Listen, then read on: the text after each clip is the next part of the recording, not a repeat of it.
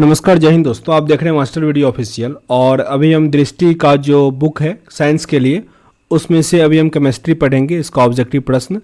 इससे पहले हमने फिजिक्स कंप्लीट कर लिया हुआ है, तो अगर आप नहीं देखें देख लीजिएगा। अभी हम केमिस्ट्री के जो भी ऑब्जेक्टिव प्रश्न है इस वीडियो में कंप्लीट करेंगे।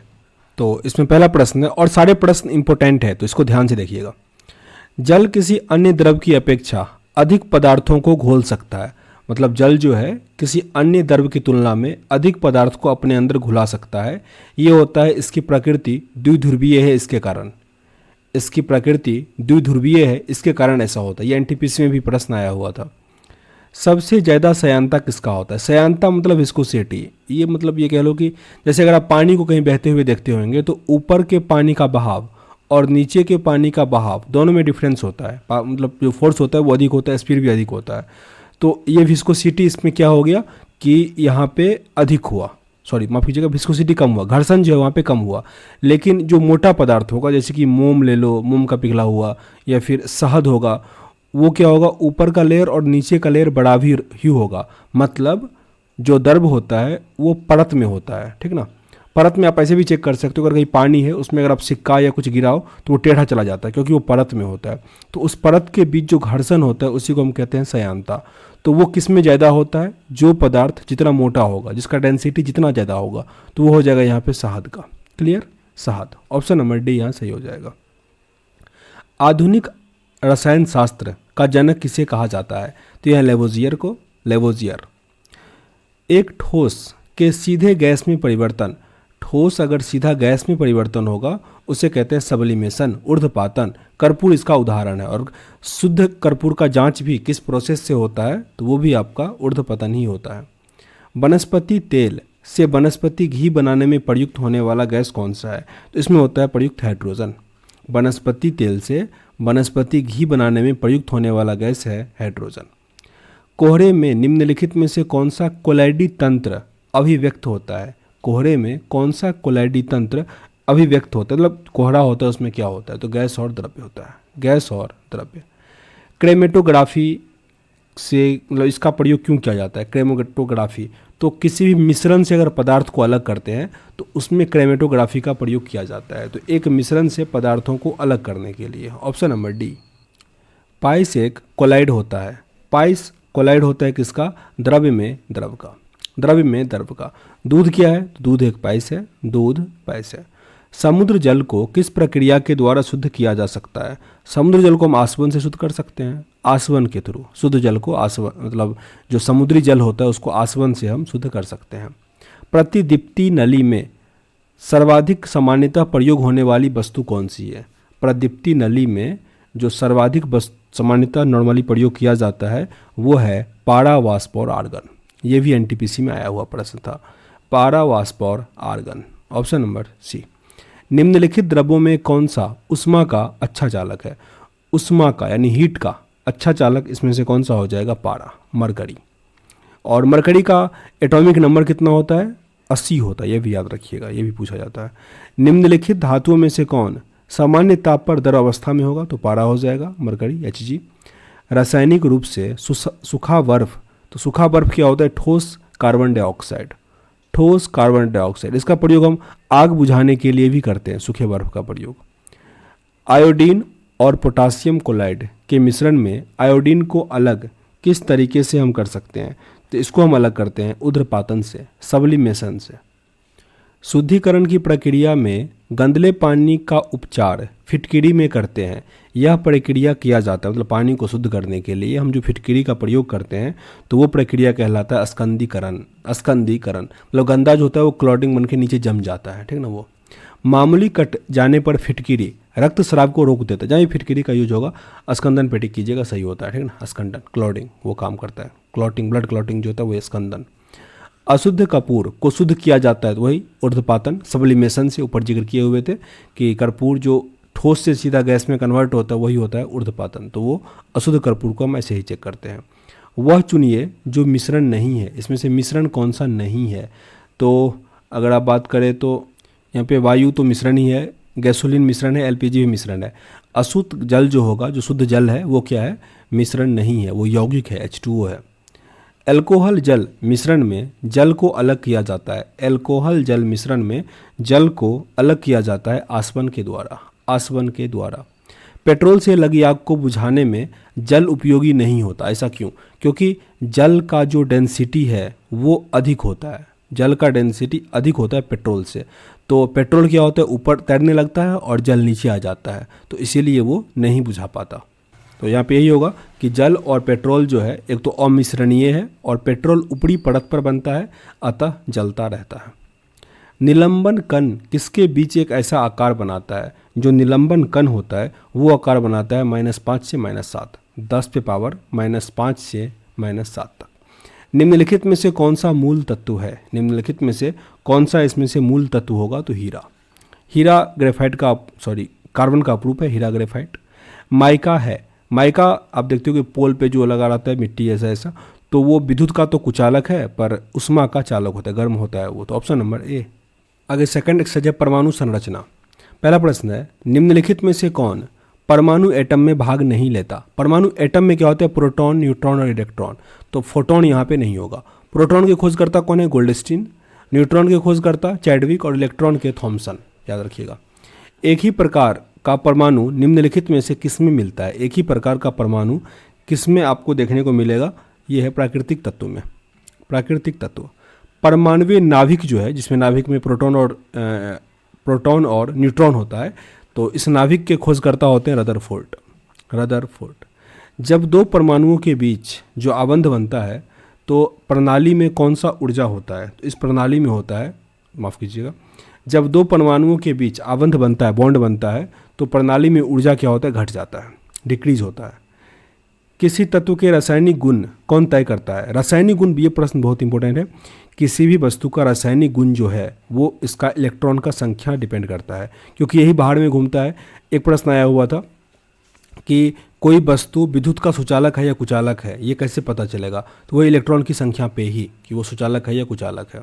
रासायनिक गुण, इलेक्ट्रॉन की संख्या। किसी तत्व के तुल्यांकी भार तथा संयोजकता का गुणनफल किसके बराबर होता है? ये बराबर होता है परमाणु भार के। परमाणु भार। उस यौगिक को चिन्हित कीजिए जिसमें आयनी सहसंयोजक तथा उप सहसंयोजक आबंध है। ये होता है NH4Cl में। NH4Ci, माफ़ कीजिएगा, NH4Ci। आगे पुरानी किताब का कागज़ भूरा हो जाता है, तो ये तो सेलुलोज का ऑक्सीकरण होता है। इसके कारण सेलुलोज का शुद्ध रूप होता है कागज़, और जो पीला पीला हो जाता है भूरा टाइप का, वो होता है सेलुलोज का ऑक्सीकरण होने के कारण। कार्बन का अगर 6.023 गने 10⁻22 परमाणु का भार जो होगा कितना होगा?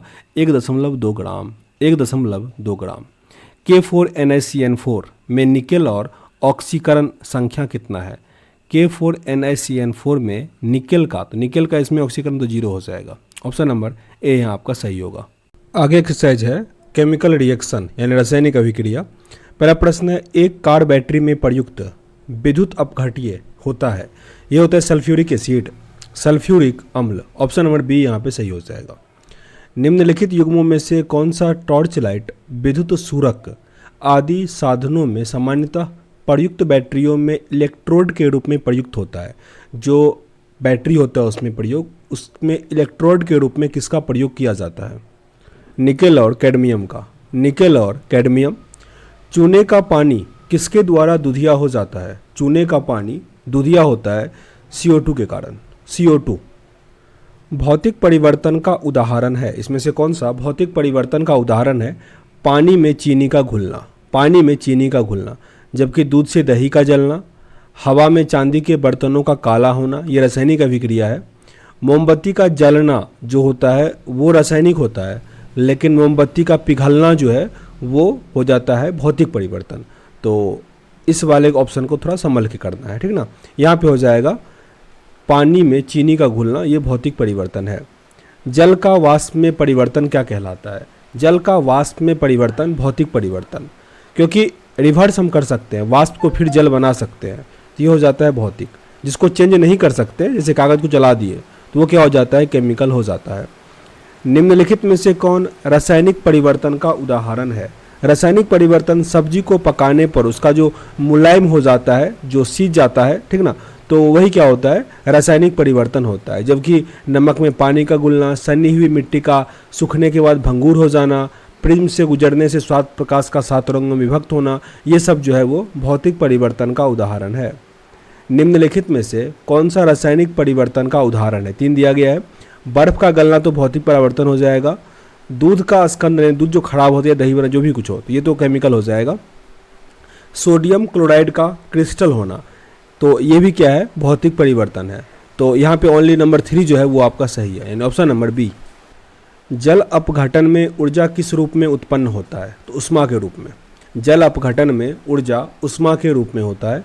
जंग लगने पर लोहे का भार, ये प्रश्न इस बार भी आया था। अगर लोहे में जंग लग जाए तो उसका भार बढ़ जाएगा, और साथ ही ये क्या होता है, भौतिक परिवर्तन माफ़ कीजिएगा, जंग जो लगता है वो रासायनिक परिवर्तन होता है, रासायनिक परिवर्तन। और जंग से बचाने के लिए लोहे पर यह सदलेपन में किसका लेप चढ़ाया जाता है? कमेंट बॉक्स में लिखिएगा, किसका लेप चढ़ाया जाता है। पुरानी किताब का कागज़ भूरा किस कारण से हो जाता है? यह भी पढ़े थे कि सेलुलोज जो होता है उसका ऑक्सीकरण हो जाता है। सेलुलोज का शुद्ध रूप पूछा जाता है क्या होता है? तो कागज ही होता है। सेलुलोज का शुद्ध रूप कागज। निम्नलिखित में से क्या रासायनिक अभिक्रिया नहीं है? रासायनिक अभिक्रिया कौन सा नहीं है? तो कागज का जलना रासायनिक अभिक्रिया है, क्योंकि फिर जले हुए कागज को हम फिर कागज नहीं बना सकते। भोजन का पकना भी रासायनिक अभिक्रिया है। पानी का भाप में बदलना, ये आपका भौतिक परिवर्तन हो जाता है, भौतिक। और कोयले का जलना भी रासायनिक। तो यहाँ पे आंसर अपना सी है। शुष्क सेल में निम्नलिखित में से किनका विद्युत अपघट्य के रूप में प्रयोग किया जाता है? अमोनियम क्लोराइड और जिंक क्लोराइड का। अमोनियम क्लोराइड और जिंक क्लोराइड है। कथन और कारण दिया गया है। कथन है, एक शुष्क सेल आवेशित नहीं हो सकता। बिल्कुल सही है, शुष्क सेल जो है आवेशित नहीं होता है, तो ए अपना सही है। शुष्क सेल से होने वाली अभिक्रिया उत्क्रमणीय होती है, गलत है, उत्क्रमणीय नहीं होता। तो ए सही है और आर गलत है। ऑप्शन नंबर सी यहाँ अपना सही बना। एक सूखी सेल में कौन सी ऊर्जा पाई जाती है? सूखा सेल जो बैटरी होता है उसमें रासायनिक ऊर्जा होता है, केमिकल रिएक्शन जो कह सकते हैं वो, तो केमिकल एनर्जी। तो ऑप्शन नंबर सी यहाँ सही है। और वो रासायनिक अभिक्रिया को विद्युत अभिक्रिया में, मतलब रासायनिक ऊर्जा को विद्युत ऊर्जा में कन्वर्ट करता है, जो विद्युत या बैटरी होता है वो। आगे हमारे क्षेत्र तत्वों का वर्गीकरण।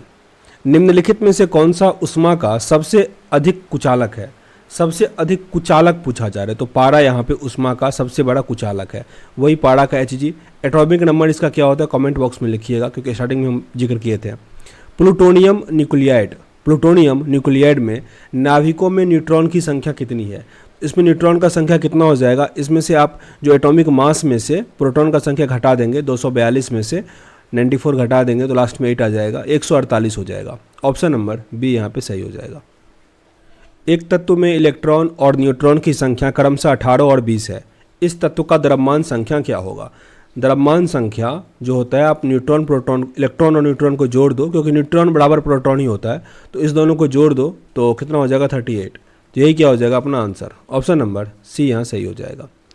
सूची 1 और सूची 2 दिया गया है। माफ कीजिएगा, यहाँ पे प्रोटॉन जो होता है वो बराबर होता है इलेक्ट्रॉन के, ठीक ना, तो ये दोनों ऐड होता है, 38 आंसर होगा। आगे यहाँ पे सुमेलित करना है। सूची 1 सूची 2 दिया गया है, धातु है और उसका ये, तो इधर से पढ़ते हैं। विद्युत का अच्छा सुचालक चांदी हो जाएगा। कमरे के ताप पर द्रव अवस्था में कौन सा पाया जाता है? तो पारा। उष्मा का कुचालक हो जाएगा शीशा, और चाकू से आसानी से काटा जा सकता है वो है सोडियम। तीसरे और चौथे समूह के ऑक्साइड का सामान्य गुणधर्म क्या होता है? ये हो जाएगा बेसिक और एसिडिक। बेसिक और एसिडिक। अगर रासायनिक तत्वों का जो आवर्त सारणी है उसके बारे में कौन सा कथन यहाँ पे सही दिया गया है? 3 कथन है, बस ये सही है कि तत्व के किसी एक वर्ग में जैसे जैसे परमाणु का भार बढ़ता जाता है, इलेक्ट्रॉन बंधुता कम होता जाएगा। जो जो परमाणु भार बढ़ेगा, इलेक्ट्रॉन बंधुता क्या होता है? कम होता चला जाता है। तो ओनली 2 यहाँ पे सही था।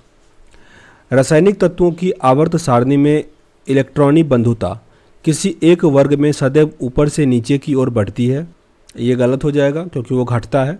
दूसरा है, किसी एक वर्ग में परमाणुीय त्रिज्या समानतः ऊपर से नीचे की जाने पर वो बढ़ जाता है। तो यहाँ पे इसे सही है, मतलब आर सही है और ए जो था वो गलत था। ऑप्शन नंबर डी यहाँ पे सही है। हैलोजन में सबसे पुरानी अभिक्रियाशील है। हैलोजन में सबसे अधिक अभिक्रियाशील कौन सा है? फ्लोरीन। हाइड्रोजन में सबसे अधिक क्रियाशील फ्लोरीन है। परमाणु तत्व संख्या 29 किससे संबंधित है? जिसका परमाणु संख्या 29 है वो किस ब्लॉक में आता है, ये पूछा गया है। तो ये तो हो जाएगा आपका डी ब्लॉक, डी ब्लॉक। आगे जो हमारा एक्सरसाइज है ये है अम्ल भस्म, ये वाला बेसिड मतलब एसिड और बेस वाला। पहला प्रश्न है, पुलिस द्वारा नशे में गाड़ी चलाने वाले की सांस की जांच के लिए फिल्टर पेपर पर क्या होता है? तो इस पे होता है potassium dichromate sulphuric acid, potassium dichromate sulphuric acid, potassium dichromate sulphuric acid. पानी का पीएच होता है, याद रखिएगा, ये बीपीएससी में पूछा गया प्रश्न था और यहाँ पे इस बुक में इसका आंसर बी दिया गया है, पर इसके आंसर की मैं आंसर ई दिया था क्योंकि शुद्ध पानी जो प्योर वाटर होता है उसका पीएच होता है 7, जबकि गंदा पानी से वक्त चेंज हो जाएगा। तो इसी आधार पे इनमें से कोई नहीं दिया गया था बीपीएससी में, लेकिन याद रखिएगा प्योर पानी का तो 7 ही होता है। निम्नलिखित में से किसका पीएच मान 7 होता है? तो शुद्ध पानी का जो पीएच मान होता है वो, अच्छा यहाँ पे देखिए उदासीन विलयन, तो आंसर यहाँ पे ई हो जाएगा कि 1 और 1 से अधिक। तो ऑप्शन नंबर यहाँ पे ई है बीपीएससी में ही। तो ये प्रश्न काफ़ी घुमाता है, 3-4 बार आया हुआ है। ये तो 19 वाला है, आई थिंक हम कौन सा दिए हुए थे, हम दिए थे 20 वाला, 65वीं बीपीएससी, उसमें ही पूछा गया था ये सेम प्रश्न। तो गलती कर लेते हैं लोग इसमें। सिरके का रासायनिक नाम है, सिरके का रासायनिक नाम क्या हो जाएगा? Acetic acid, acetic acid. Car की बैटरी में प्रयोग होने वाला अम्ल कौन सा है? कार की बैटरी में प्रयोग होता है सल्फ्यूरिक एसिड, सल्फ्यूरिक एसिड। निम्नलिखित में से किसकी मात्रा अम्ल वर्षा में सबसे अधिक होती है? जो एसिड रेन होता उसमें सबसे अधिक होता है H2SO4, H2SO4। स्वर्णकारों द्वारा प्रयोग में आने वाला एक्वारेजिया निम्नलिखित में से किसको मिलाकर बनाया जाता है? इसमें नाइट्रिक एसिड और हाइड्रोक्लोरिक एसिड मिलाया जाता है, नाइट्रिक एसिड और हाइड्रोक्लोरिक एसिड। पीएच मूल्यांक दर्शाता है, पीएच मूल्यांक ये किसको दर्शाता है? किसी भी घोल अम्लीय है या क्षारीय है उसको दर्शाता है, अम्ल है या क्षार है उसको दर्शाता है पीएच। पीएच का full form power of hydrogen भी होता है और भी एक होता है पावर ऑफ हाइड्रोजन और एक पोजीशन ऑफ हाइड्रोजन या कुछ और भी होता है, ठीक है ना। तो ऑप्शन के अकॉर्डिंग उसका आंसर हो जाता है। सोरेनसन खोज किया था पीएच स्केल का। 1 बिलियन लाल लिटमस को नीला कर देता है। अगर लाल को नीला कर दे तो ABR होता है, मतलब acid turn blue to red, तो ये बेस हो जाएगा। और बेस का जो पीएच होता है वो कितना होना चाहिए? 7 से अधिक होना चाहिए। तो आंसर अपना क्या बनेगा? डी, ठीक है ना। एसिड का जो पीएच होता है वो 7 से कम होता है, तो ये तो उदासीन ही हो जाएगा और ये सब एसिडिक हो जाएगा। तो यहाँ पे आंसर हो जाएगा डी, ठीक है ना। कन्फ्यूजिंग प्रश्न था ये। आगे कथन ए और कथन आर दिया गया है। सल्फ्यूरिक अम्ल को तनु बनाने के लिए पानी में अम्ल मिलाया जाता है, ना कि अम्ल में पानी। तो यहाँ पे ये सही है, सल्फ्यूरिक अम्ल को तनु बनाने के लिए पानी में अम्ल मिलाते हैं, ना कि अम्ल में पानी। दूसरा है कि पानी की विशिष्ट ऊष्मा बहुत अधिक होती है, तो सही है ही। तो यहाँ पे दोनों क्या हो जाएगा? सही हो जाएगा, स्पष्टीकरण भी कर रहा है। जल में कार्बन डाइऑक्साइड प्रवाहित करने पर बना सोडा वाटर, जल में कार्बन डाइऑक्साइड प्रवाहित होने पर बना सोडा वाटर जो है वो अम्लीय प्रकृति का होगा, अम्लीय होगा। निम्नलिखित में से किस अम्ल में ऑक्सीजन नहीं है? ऑक्सीजन नहीं होता हाइड्रोक्लोरिक एसिड में, हाइड्रोक्लोरिक एसिड में ऑक्सीजन नहीं होता। नीला थोथा होता है, ये भी प्रश्न से बहुत इंपॉर्टेंट है। नीला थोथा कॉपर सल्फेट, कॉपर सल्फेट। खाने का सोडा क्या होता है? खाने का सोडा होता है सोडियम बाइकार्बोनेट, जिसे बेकिंग सोडा कहते हैं। और जो वो सोडा होता है ना धोने वाला सोडा, उसको कहते हैं सोडियम कार्बोनेट, ठीक है ना। बाय हटा देंगे बस, अगर सोडियम कार्बोनेट होगा तो धोने वाला सोडा वॉशिंग सोडा, और बाय लग जाएगा तो बेकिंग हो जाएगा, बी से बाय बी से बेकिंग, ठीक ना, ऐसे याद रख लीजिएगा। धोने के सोडे का रासायनिक सूत्र जो सोडियम कार्बोनेट होता है उसका फार्मूला क्या होता है? Na2CO3, Na2CO3। निम्नलिखित कथनों पर यहाँ पे विचार करना है। 3 कथन दिया गया है, कौन सा सही कौन सा गलत। तो पहला है निर्जल सोडियम कार्बोनेट साधारणतः पाक सोडा जो बेकिंग सोडा के रूप में जाना जाता है, ये गलत है। जो सोडियम कार्बोनेट होता है वो क्या होता है? वॉशिंग सोडा होता है, ठीक है ना। अभी पढ़े थे ना कि सोडियम बाइकार्बोनेट अगर होता तो वो होता है बेकिंग सोडा, ठीक। तो ये तो गलत हो गया। दूसरे, अग्निशामकों में बेकिंग सोडा का प्रयोग होता है, ये होता है, अग्निशामकों में बेकिंग सोडा का प्रयोग करते हैं। विरंजक चूर्ण का उत्पादन हैसन क्लेवर संयंत्र में होता है, तो यहाँ पे ये दोनों सही है, 2 और 3। खाने का नमक किससे बना होता है? खाने का नमक मजबूत अम्ल और मजबूत क्षार से, मजबूत अम्ल और मजबूत क्षार। आगे प्रश्न है, इसमें से कौन सा कथन सही नहीं है? यानी एक कथन जो है यहाँ पे गलत दिया गया है। तो पहला है NaCl की मौजूदगी में पेरिस प्लास्टर के स्थापन दर में वृद्धि होती है, सही है। NaCl की मौजूदगी में पेरिस प्लास्टर की स्थापन दर में वृद्धि होती है। सीमेंट में जिप्सम का योग उसके स्थापन दर को मंद कर देता है, ये बिल्कुल सही, उसीलिए जिप्सम मिलाया ही जाता है। सभी क्षारीय मृदा धातु जलायोजित लवण उत्पन्न करता है, यहाँ पे ये तीनों सही था, ये गलत था, ठीक ना। तो आंसर ABC यहाँ पे सही है, डी हो जाएगा आंसर। विरंजक चूर्ण के लिए कौन सा कथन असत्य है? विरंजक चूर्ण के बारे में कौन सा कथन गलत है? तो यहाँ पे जल से अधिक विलय होता है, ये गलत है। जल से अधिक विलय नहीं होता, ये गलत है। जबकि विरंजक चूर्ण जो होता है हल्के पीले रंग का होता है, ये ऑक्सीकारक होता है और तनु अम्ल की प्रक्रिया से क्लोरीन निष्कासित करता है। तो यहाँ पे ये तीनों जो है ये सही है और ये गलत है। जब इनो लवण को जल में डाला जाता है तो बुलबुला बनता है, इसका मुख्य कारण क्या होता है? ये होता है carbon dioxide gas, CO2 gas. रसायन उद्योग में कौन सा तेजाब मूल रासायनिक माना जाता है? ये होता है H2SO4, H2SO4। अब आगे जो तत्व यौगिक और मिश्रण वाला है, तो पहला प्रश्न है निम्नलिखित में से कौन सा एक तत्व नहीं है? इसमें से कौन सा एक तत्व नहीं है? तो गैस क्या है? यहाँ पे गैस मिश्रण हो जाएगा, जबकि धातु अधातु उपधातु इस तत्व में आ जाएगा। गैल्वेनाइज्ड लोहे के पाइप पर किसकी परत होती है? ये प्रश्न आपसे हम पूछे हुए थे। ये किसका होता है? जस्ते का होता है। ये गैल्वेनाइज्ड लोहा मतलब लोहे पर जंग को रोकने के लिए उसको जसद लेपन जो करते हैं उसी को गैल्वेनाइज कहा जाता है, हिंदी में उसको जसद लेपन कहते हैं। निम्नलिखित में से सबसे भारी धातु कौन सा है? सबसे भारी धातु जो है वो प्लेटिनम है, प्लेटिनम। वैसे अगर ऑप्शन में पदार्थ रहता तो ऑस्मियम हो जाता है, ऑस्मियम। वैसे आंसर यहाँ पे प्लेटिनम। स्टेनलेस स्टील एक मिश्र धातु है। स्टेनलेस स्टील ये किसका मिश्र धातु हो जाएगा? तो यहाँ पे निकेल, क्रोमियम, लोहा सब मिलता है, तो इसमें निकेल यहाँ पे दिया है, क्रोमियम यहाँ पे दिया है, तो इसलिए दोनों हो जाएगा। आंसर यहाँ पे ई, एक से अधिक वाला हो जाएगा। सबसे अधिक स्टेनलेस स्टील में जो कार्बन का प्रतिशत है बहुत कम होता है, 0.5% से 1% कार्बन होता है, तो कार्बन भी होता है उसमें। सबसे अधिक क्रियाशील धातु कौन सी होती है? सबसे अधिक क्रियाशील जो होता है वो पोटासियम होता है, पोटासियम। और यहाँ पे कथन और कारण दिया गया है। सोडियम धातु का संचयन केरोसिन में होता है। सोडियम धातु का संचयन केरोसिन में होता है, बिल्कुल सही है। सोडियम धातु का संचयन केरोसिन में ही रखा जाता है लैब में, क्योंकि पानी में वो तैरने लगता है, तो ये सब टाइप का बात है। धातु सोडियम वायु प्रभाव होने पर गल जाता है। धातु सोडियम जो है वायु प्रभाव में गल जाता है, तो ये जो कथन है वो गलत है, ठीक ना। तो यहाँ पे ए सही है और आर जो है वो गलत है, तो ऑप्शन नंबर सी यहाँ पे सही हो जाएगा। शुद्ध सोना 24 कैरेट का होता है। निम्न धातुओं में से कौन सामान्य ताप पर द्रव अवस्था में होगा? तो वो पारा हो जाएगा, मरकरी। निम्नलिखित में कौन जल के साथ बिल्कुल अभिक्रिया नहीं करेगा? जल के साथ अभिक्रिया नहीं करता है लेड, लोहा। तब कोई प्रक्रिया नहीं होगा जब भाप गुजरती है। जब भाप किसके ऊपर गुजरेगा तो कुछ नहीं होगा, तांबे के ऊपर से, तांबे के ऊपर। लोहा जिससे प्राप्त किया जाता है, लोहा किससे प्राप्त किया जाता है? तो एस उसका हेमाटाइट है। सूची 1 सूची 2 दिया गया है, इसमें आपको मिलाना है कि कौन सा सही है कौन सा गलत है, इस टाइप का है। तो उष्मा का न्यूनतम सुचालक पहले देख लेते हैं, तो वो शीशा हो जाएगा, शीशा।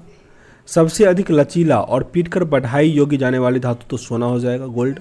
सबसे अधिक मात्रा में पाई जाने वाली धातु एल्युमिनियम है, याद रखिएगा। लोहे से भी अधिक है ये, पर महंगा क्यों है? क्योंकि उसको जो निकालना है, तैयार करना, वो मुश्किल है, महंगा पड़ता है, इसीलिए एल्युमिनियम महंगा। यही प्रश्न आया था यूपीएससी में ही, आई थिंक आया था। उष्मा तथा विद्युत का सर्वोत्तम सुचालक जो है वो चांदी है। आगे प्रश्न पे आते हैं। निम्नलिखित में से किस पदार्थ की विद्युत चालकता सर्वाधिक होती है? तो ये चांदी का हो जाएगा।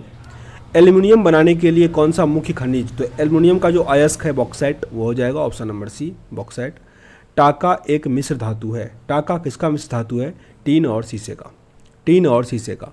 जस्तेदार लोहे की चादरें जंग से बची रहती हैं क्योंकि उन पर निम्नलिखित की परत विद्यमान होती है। तो इस पे परत विद्यमान होता है यशद का, तो जिंक का होता है, पर यशद लेपन कहा जाता है। जस्ते का जो होता है उसको यशद लेपन कहा जाता है, इसलिए यशद हो जाएगा आंसर। एक प्रश्न हम गलती के, जो खुद एलडीसी का प्रश्न था, लिखा था जो जस्ता जिंक का लेप चढ़ा होता है ना, उसको क्या कहा जाता है? यशद लेपन था, जिंक लेपन, तो हम जिंक लेपन पे टिक कर दिए थे, ठीक है ना। तो गलती नहीं मारिएगा, ऐसा यशद लेपन पे ही टिक करना है। एल्यूमिनियम पृष्ठ प्रायः एनोडीकृत होता है, एनोडीकृत होता है, इसका अर्थ उस पर निक्षेपण होना है किसका? तो एल्यूमिनियम ऑक्साइड की परत का, एल्यूमिनियम ऑक्साइड की परत का एनोडीकृत मतलब हुआ। और अगर यशद लेपन या कुछ इस टाइप का हो तो जिंक का लेप हुआ, लेकिन वो लोहे पे होता है। आगे जो हमारा एक्सरसाइज है वो है महत्वपूर्ण तत्व और यौगिक से जुड़ा हुआ प्रश्न। निम्नलिखित में से किसे हंसने वाली गैस कहा जाता है? तो ये तो नाइट्रस ऑक्साइड हो जाएगा, nitrous oxide. Green house gas का मुख्य घटक कौन सा होता है? ये प्रश्न आसान है पर बहुत लोग गलती करते हैं। जो ग्रीन हाउस गैस है मुख्य घटक मीथेन भी हो जाएगा, ओजोन, कार्बन डाइऑक्साइड हो जाएगा। तो ऑप्शन नंबर यहाँ पे जब भी दो है तो कार्बन इस पे ऑप्शन नंबर ई पे टिक कीजिए। माफ कीजिएगा, ओजोन जो है ग्रीन हाउस गैस नहीं होगा। आगे ऑक्सीजन अनुपस्थित होता है। ऑक्सीजन जो है वो केरोसिन में नहीं होता, इसीलिए पानी के ऊपर जो कुछ तैर रहा होता है उस पर डालो तो वो डूब जाता है। प्राकृतिक रबर किसका बहुलक है? प्राकृतिक रबर आइसोप्रीन का, आइसोप्रीन। निम्नलिखित में से किसमें न्यूट्रॉन नहीं होता? न्यूट्रॉन हाइड्रोजन में नहीं होता, हाइड्रोजन। घड़ी में प्रयोग होने वाला जो क्वार्ट्ज क्रिस्टल होता है वो किसका होता है? क्वार्ट्ज क्रिस्टल सिलिकॉन डाइऑक्साइड का, सिलिकॉन डाइऑक्साइड। ब्रोमीन होता है, ब्रोमीन लाल द्रव होता है। ब्रोमीन जो होता है वो लाल द्रव होता है, ब्रोमीन होता है लाल द्रव। वेल्डिंग में प्रयोग होने वाली गैस कौन सा होता है? वेल्डिंग में जो प्रयोग करते हैं हाइड्रोजन और एसिटिलीन मिलाया जाता है। दो सिलेंडर देखते होंगे तो हाइड्रोजन और एसिटिलीन होता है। कपड़े साफ करने के लिए प्रयोग करने वाला डिटर्जेंट, इसमें सल्फोनेट होता है, सल्फोनेट। नीला थोथा रासायनिक रूप से होता है, नीला थोथा होता है कॉपर सल्फेट, कॉपर सल्फेट। टूटी हुई हड्डी की रक्षा के लिए प्लास्टर ऑफ पेरिस का प्रयोग किया जाता है, यह है प्लास्टर ऑफ पेरिस। इसमें क्या होता है? जिप्सम होता है, जिप्सम। टेफलॉन निम्नलिखित में से किसका एक बहुलक है? एकलक का बहुलक है। किसका एक बहुलक है टेफलॉन? तो ये हो जाएगा टेट्राफ्लोरोएथिलीन का, टेट्राफ्लोरोएथिलीन। बेकेलाइट निम्नलिखित में से किसके संघनन से बनता है? बेकेलाइट किसके संघनन से बनेगा? फिनॉल और फॉर्मल्डिहाइड, फिनॉल और फॉर्मल्डिहाइड। फिनॉल जो होता है बेंजीन से, जैसे C6H6 बेंजीन का होता है, एक हाइड्रोजन निकाल दो तो C6H5 हो जाएगा फिनॉल, और फिर फिनॉल और फॉर्मल्डिहाइड को मिला दो तो उससे बनता है बेकेलाइट। सूची 1 सूची 2 दिया गया, मिलाना है। तो एक तरफ पदार्थ है, इसका उपयोग है, तो इधर से ही देखते हैं। जो प्रशीतक होता है ठंडा करने के लिए फ्रेयॉन का प्रयोग किया जाता है, प्रशीतक के रूप में फ्रेयॉन का प्रयोग हो जाएगा। उसके बाद कृत्रिम मधुरक, इसमें होता है एस्पेर्ट्रेम का, कृत्रिम मधुरक में एस्पार्ट्रेम का होता है। प्रतिहिस्टेमिन, इससे पहले संश्लेषित रबर का देख लेते हैं। संश्लेषित रबर, इसमें होता है नियोप्रीन का, नियोप्रीन। प्रतिहिस्टेमिन में बेनाड्रिल हो जाएगा, बेनाड्रिल। ये तो एक सर्दी का दवाई भी है बेनाड्रिल, वही सर्दी ही को उसको हिंदी में लिखा है, ठीक ना। अगर आप प्रतिहिस्टेमिन देखें तो शायद वो बुखार का ही कुछ होगा। घरेलू पदार्थ के रूप में प्रयुक्त एलपीजी में मुख्यतः होता है, एलपीजी में मुख्यतः कौन सा गैस होता है? ब्यूटेन। साबुन ग्रीज को हटाता है, साबुन ग्रीज को हटाता है पाइसीकरण के द्वारा, पाइसीकरण के द्वारा। निम्नलिखित में से किस प्राकृतिक पदार्थ में लोहा विद्यमान होता है? लोहा किस में उपस्थित होता है इसमें से? तो वो हो जाएगा मायोग्लोबिन में, मायोग्लोबिन। कौन सा बहुलक एक थर्मोप्लास्टिक नहीं है? कौन सा बहुलक एक थर्मोप्लास्टिक नहीं है? तो नियोप्रीन नहीं है, जबकि टेफ्लॉन, पॉलीएस्टेरीन और पॉलीथीन है। पानी का शुद्धतम रूप होता है, तो वर्षा का पानी जो होता है वो पानी का शुद्धतम रूप होता है। लेकिन यहाँ पे जो ऑप्शन है मध्य प्रदेश इसके अकॉर्डिंग, तो वो होता है आवासित जल। आवासित जल जो है वो पानी का शुद्धतम रूप है, याद रखिएगा इस चीज़ को। अब देखिए अगर एसएससी में प्रश्न आएगा कुछ ऐसा तो ये ऑप्शन ही नहीं रहेगा, किसी खास पीसीएस में अलग अलग टाइप का आपको परेशान करने के लिए दिया जाता है। पानी आयनिक लवणों का सुविलायक है क्योंकि, पानी आयनिक लवणों का सुविलायक है क्योंकि इसका जो द्विध्रुवीय आघूर्ण अधिक होता है। ये पहला प्रश्न इस वीडियो का अगर आप देखो तो यही प्रश्न था कि पानी सबसे अधिक जल्दी घुलनशील होता है, उसका यही रीजन था। वनस्पति तेल में वनस्पति घी बनाने में प्रयुक्त गैस कौन सा होता है? तो ये हाइड्रोजन होता है, ये तो आसान सा प्रश्न था।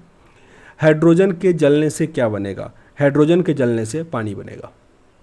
न्यूक्लियर रिएक्टरों में विमंदक और प्रशीतक दोनों की तरह प्रयुक्त होने वाला पदार्थ कौन सा है? भारी जल, भारी जल D2O। माइका होता है, तो माइका उष्मा का तो सुचालक होता है पर विद्युत का कुचालक होता है, तो उष्मा का चालक होता है और विद्युत का कुचालक होता है। एल्यूमिनियम बनाने के लिए प्रयुक्त खनिज का प्रयोग होता है, एल्यूमिनियम, उसका एक बॉक्साइड है तो बॉक्साइड हो जाएगा। आगे फिर सूची 1 और सूची 2 दिया गया है, कौन सा यहाँ पे सही हो जाएगा? तो अगर आप बात करो भंजन, भंजन में होता है पेट्रोलियम का, पेट्रोलियम। प्रगलन, ये ताम्र का प्रगलन। हाइड्रोजनीकरण, हाइड्रोजनीकरण हो जाएगा खाद्य वसा का, और वल्कनीकरण हो जाएगा रबर का, वल्कनीकरण। आगे फिर से सुमेलित दिया गया है, तो जिसे में एक तरफ दिया गया पदार्थ और उसका जो किसका वो अप्रूप है या किसका है वो दिया गया है। तो कार्बन का तो हीरा और ग्रेफाइट है, तो पहला तो यही हो जाएगा। फिर आगे अगर एल्यूमिनियम की बात करें तो एल्यूमिनियम का माणिक्य हो जाता है, माणिक्य। सिलिकॉन का संगमरमर और बालू का कैल्शियम, बालू का कैल्शियम, संगमरमर का सिलिकॉन, हीरा का कार्बन और माणिक्य का हो जाएगा एल्यूमिनियम। निम्नलिखित में से क्या जल से भी हल्का होता है? जल से हल्का हो जाएगा सोडियम, क्योंकि वो पानी पे तैरता है। किसी धातु से बनाई गई मिश्र धातु को हवाई जहाज तथा रेल के डिब्बे में पुर्जों के काम में लिया जाता है, वो है एल्यूमिनियम।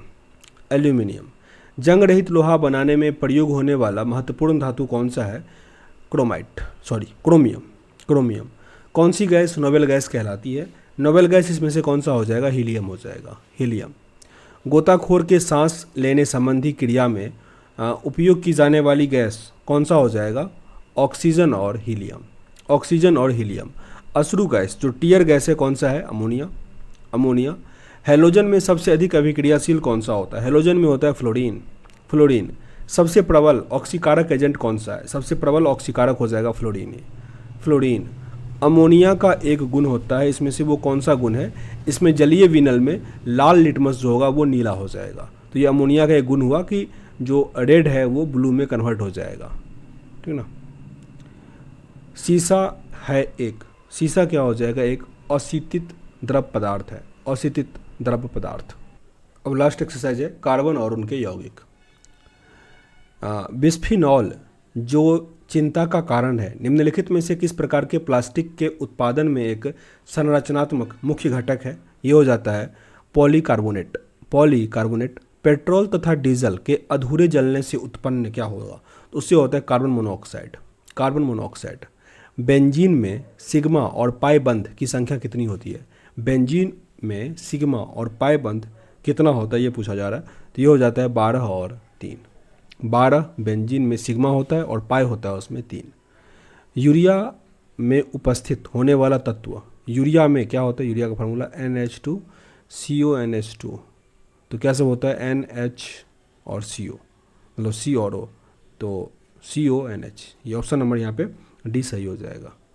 CO समूह का आबंध क्रम क्या है? CO समूह का आबंध क्रम जो है वो 3 है। 3। एक हाइड्रोकार्बन जिसमें कार्बन के 2 परमाणु द्विबंध जुड़े होते हैं उसे क्या कहा जाता है? इसमें डबल बॉन्ड मेनली यूज किया जाता है, तो उसे क्या कहते हैं? एल्कीन होता है, एल्कीन। सोडा वाटर की बोतल खोलने पर निकलने वाला गैस, सोडा वाटर का जो बोतल खोलते हैं उसमें से कौन सा गैस निकलता है? ये होता है कार्बन डाइऑक्साइड। निम्नलिखित गैस युग्मों में से किसका मिश्रण खानों में अधिकतर होने वाले विस्फोटकों का कारण बनता है? यह है मीथेन और वायु। प्रथम विश्व युद्ध में निम्नलिखित में से किस एक का रासायनिक आयुध के रूप में प्रयोग किया जाता है? रासायनिक जो हथियार है उसके रूप में प्रयोग किया जाता है मस्टर्ड गैस।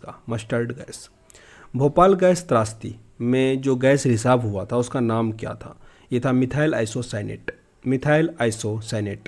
मीथेन गैस उत्पादन करने वाला क्षेत्र, तो ये होता है धान का, जहाँ पे दलदल होता है, इसीलिए इसको मार्स गैस भी कहा जाता है।